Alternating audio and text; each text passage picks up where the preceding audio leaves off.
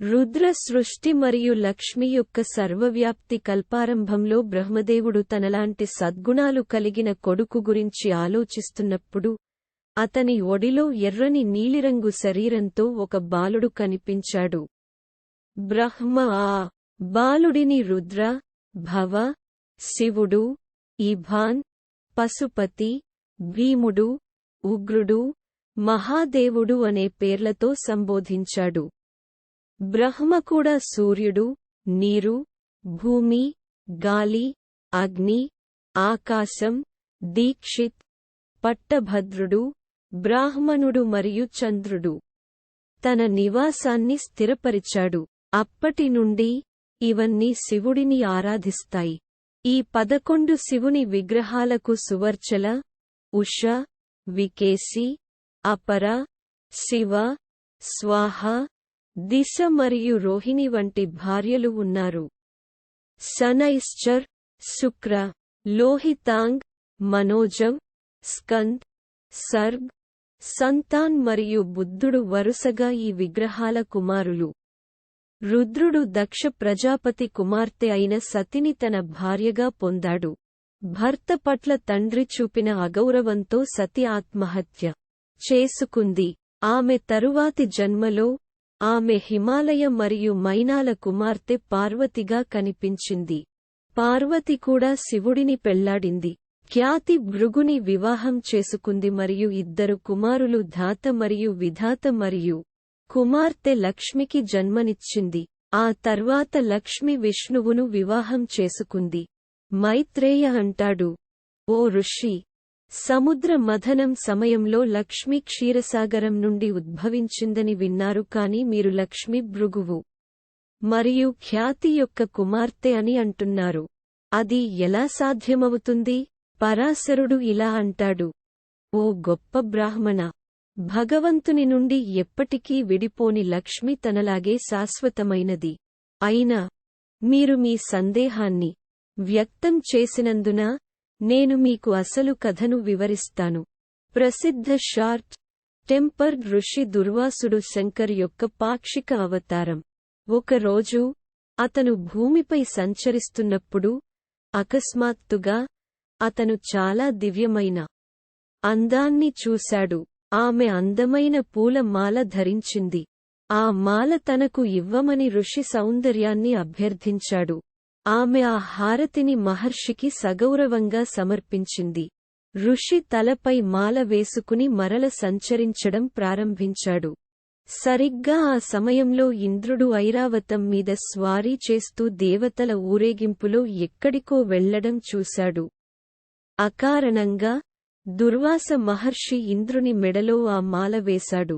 కాని ఇంద్రుడు దానిని తీసివేసి ఐరావత్ తలపై పెట్టాడు. ఐరావత్ తన ట్రంక్తో దండను లాగి నేలపై పగలగొట్టాడు. ఈ సంఘటనల క్రమమంతా ఇంద్రుడిని శపించిన దుర్వాసుని ఆగ్రహానికి గురిచేసింది. ఓ ఇంద్రా, నువ్వు నీ విలాసాలతో మత్తులో ఉన్నావు కాబట్టి నా వినయపూర్వకమైన వరాన్ని అవమానించటానికి సాహసించావు. అందుచేత నీ తేజస్సు అంతా నాశనమైపోతుంది. నీ సంపదలన్నీ పోగొట్టుకుంటావు. ఇంద్రుడు వెంటనే ఏనుగు నుండి దిగి దూర్వాస మహర్షిని కోరడం ప్రారంభించాడు. దుర్వాసుడు అన్నాడు, ఇంద్రా, క్షమాపణకు నా వ్యక్తిత్వంలో స్థానం లేదు. కాబట్టి నీ పశ్చాత్తాపమంతా అర్ధరహితం అని చెప్పి దుర్వాస మహర్షి అక్కడి నుండి బయలుదేరగా ఇంద్రుడు అమరావతికి బయలుదేరాడు. అతి త్వరలో శాపం దాని ప్రభావాన్ని చూపడం ప్రారంభించింది. ఇంద్రుని విలాసాలు కోల్పోవడంతో భూమిపై ఉన్న సకల సంపదలు కూడా క్షీణించాయి. సన్యాసులు కూడా యాగాలను వదులుకోవడం ప్రారంభించారు. మానవులందరూ దురాశతో మార్గనిర్దేశం చేయడం ప్రారంభించారు మరియు పుణ్యధర్మాలను విడిచిపెట్టారు. మరియు పవిత్రమైన సద్గుణాలకు చోటులేని ప్రదేశంలో లక్ష్మి కూడా అక్కడ ఉండదు. సముద్రం యొక్క అగాధ లోతులో ఆమె తన నివాసం చేసింది. అతి త్వరలో రాక్షసులు దేవతలపై దాడి చేసి స్వర్గం నుండి వెళ్లగొట్టారు. ఇంద్రుడు ఇతర దేవతలతో కలిసి బ్రహ్మ వద్దకు వెళ్లి విషయమంతా చెప్పాడు. బ్రహ్మ విష్ణువును ఆశ్రయించమని సూచించాడు. శ్రీమహావిష్ణువు వారిని తప్పకుండా రక్షిస్తాడని వారికి హామీ ఇచ్చాడు. బ్రహ్మదేవతలను కూడా విష్ణువు వద్దకు చేర్చాడు. అక్కడ వారు కలిసి విష్ణువును ప్రార్థించారు మరియు వారి కష్టాల గురించి ఆయనకు చెప్పారు. వారి ప్రార్థనలకు సంతోషించిన శ్రీమహావిష్ణువు వారి ముందు ప్రత్యక్షమై ఇలా అన్నాడు: నీ తేజస్సును తిరిగి పొందేందుకు నేను తప్పకుండా సహాయం చేస్తాను. ప్రస్తుతం నేను చెప్పేది చేయండి. మీరు రాక్షసులతో రాజీపడి సముద్ర మథనానికి వారిని ఒప్పించండి. తర్వాత అందరినీ తీసుకురండి. వివిధ రకాల మూలికలు మరియు వాటిని సముద్రంలో వేయండి. రాక్షసుల సహాయంతో మందరాచల్ను చర్నర్గా మరియు వాసుకి, నాగ్ని తాడుగా ఉపయోగించి సముద్ర మథనాన్ని నిర్వహిస్తారు. తద్వారా మీరందరూ తాగిన అమృతాన్ని మీరు తిరిగి పొందుతారు. అమరుడవుతాడు మరియు నీ బలాన్ని తిరిగి పొందుతాడు. విష్ణువు సలహాను అనుసరించి దేవతలు రాక్షసులతో రాజీపడి సముద్ర మథనం చేయమని వారిని ఒప్పించారు.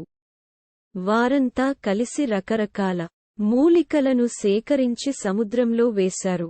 అప్పుడు వారు మందరాచల్ పర్వతాన్ని ఉపయోగించి మథనం ప్రారంభించారు.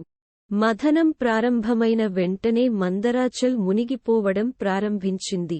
విష్ణువు కచ్చప్, గొప్ప తాబేలు, అవతారం ఎత్తాడు మరియు అతని వీపుపై శక్తివంతమైన పర్వతం యొక్క బరువును మోశాడు. మథనం సమయంలో కామధేనుడు, కోరికగల ఆవు మొదట ఉద్భవించింది. ఇది ఋషులకు వారి యాగాలకు సహాయంగా సమర్పించబడింది. దాని తర్వాత ఆడపిల్ల, వారుని, కల్పవృక్షం, కోరిక చెట్టు. తరువాత అందమైన దయ్యాలు కనిపించాయి. చంద్రుడు దయ్యాలను అనుసరించాడు మరియు శివుడు తన నుదుటిపైకి తీసుకున్నాడు. చర్నింగ్ సమయంలో భారీ మొత్తంలో విషం కూడా బయటపడింది. దానిని పరమశివుడు తాగాడు మరియు దానిలోని కొన్ని భాగాలను పాములు పట్టుకున్నాయి. చివరికి ధన్వంతరి స్వయంగా అమృతం యొక్క కలశం మోస్తూ సముద్రం నుండి ఉద్భవించాడు.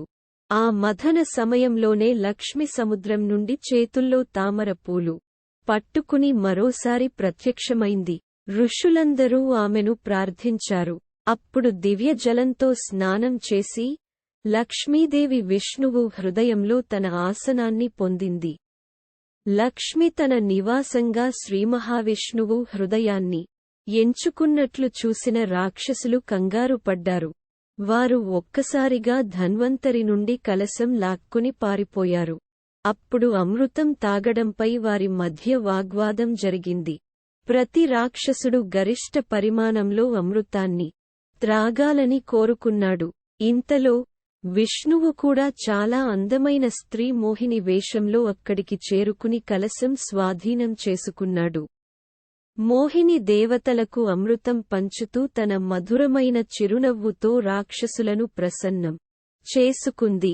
అలా దేవతలు అమృతం తాగడానికి వచ్చారు. చివరకు తాము మోసపోయామని గ్రహించిన రాక్షసులు వెంటనే దేవతలపై దాడి చేశారు. కానీ దేవతలు తమ బలాన్ని తిరిగి పొందారు కాబట్టి వారు చాలా ఆలస్యం లేకుండా రాక్షసులను ఓడించారు. తరువాత దేవతలు విష్ణువును ప్రార్థించి దానిని పరిపాలించడానికి స్వర్గానికి తిరిగి వచ్చారు.